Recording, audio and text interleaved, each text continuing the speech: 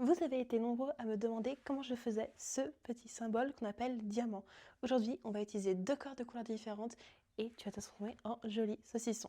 Comme je veux doubler ma corde sur cet ouvrage, je vais en prendre deux de deux couleurs différentes et je vais simplement les relier par la anse, en gros le milieu de mes deux cordes. Tac, comme ça. Et je vais le faire passer derrière mon cou. Et comme ça, on a un de chaque côté. Je vais commencer par faire un nœud simple au niveau, là, au milieu de mes deux poitrines. Et c'est dans ce moment-là qu'il va falloir faire très attention parce que c'est un nœud qui peut se resserrer.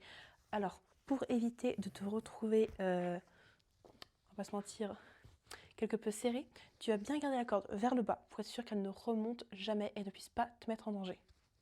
Je vais faire un autre nœud juste là. Et je vais en faire encore un juste là au niveau de mon bas-ventre. Comme ça, on se retrouve avec une taille à peu près similaire.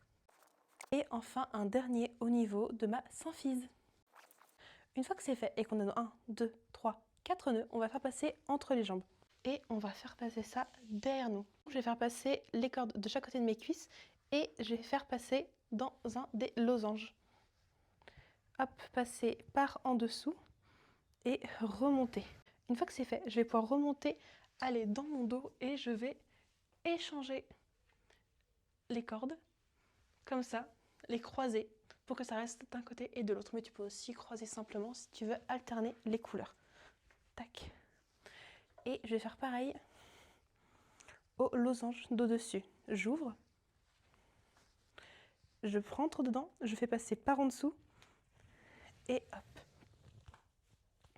Et je vais faire ça jusqu'en haut. Une fois que c'est fait, je vais nouer ça avec la corde qui est là-haut. Et voilà, tu te retrouves avec un motif en diamant. D'ailleurs, j'ai une question. Si tu fais des cordes que tu habilles en rouge et bleu, est-ce que t'es pas un peu Spider-Man ?